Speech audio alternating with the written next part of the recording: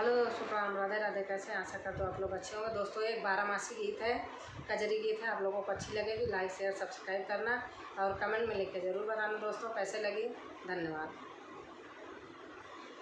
गोरिया कहाँ बाला बरखा में ऊंची अटरिया चाही ना। गोरिया कहाँ बाला बरखा में ऊंची अटरिया चाही ना। ऊंची अटरिया चाही ना। हो ऊंची अटरिया चाही ना। गोरिया कहाँ बाला बरखा में ऊंची अटरिया चाही ना। आषाढ़ मास में खेत की अरिया बैल सुघरिया चाही ना। आषाढ़ मास में खेत की अरिया बैल चाही सुघरिया ना। हो बैल चाही सुघरिया ना। सावन बदे झुलाई का झूलनवा।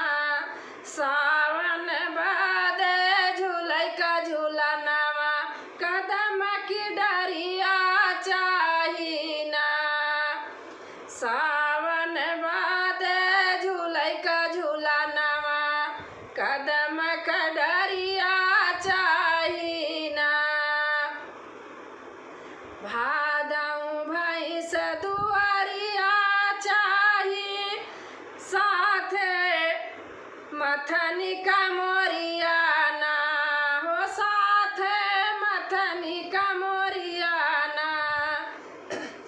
भादऊ भैंस दुआरिया चाही साथे मथनी का मोरिया ना। हो साथे मथनी का मोरिया ना।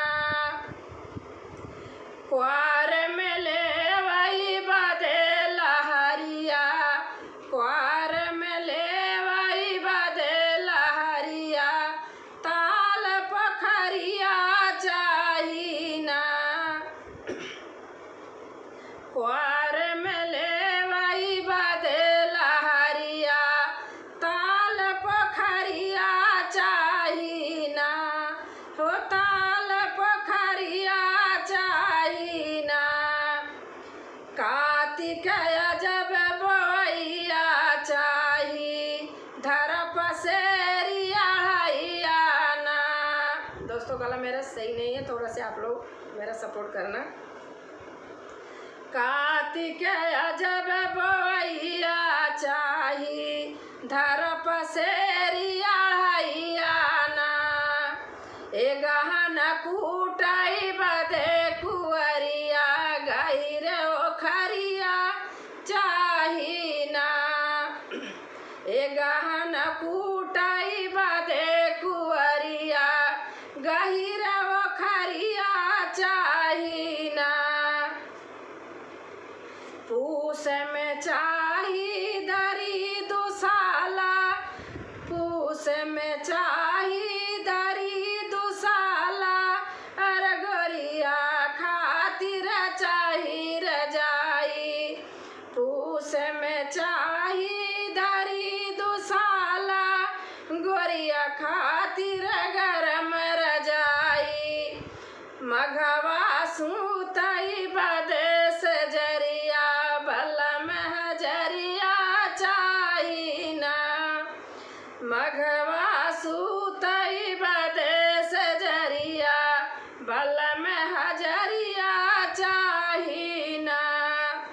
बलम हजरिया चाही ना। मघवा सूतई बदे सजरिया बलम हजरिया चाही ना। फागुन उठई अठनिया चाही एक लगनिया ना। फागुन उठई अठनिया चाही एक चैत में करई बदमाश करिया सार ससुररिया चाही ना। चैत में करई बदमाश करिया सार ससुररिया चाही ना। बैसाख सुतई का चाही अकेले गोरिया के गोदी गदेलाना। जेठवा सुतई बदे दुपहरिया लोटवा डोरिया चाही ना। गोरिया का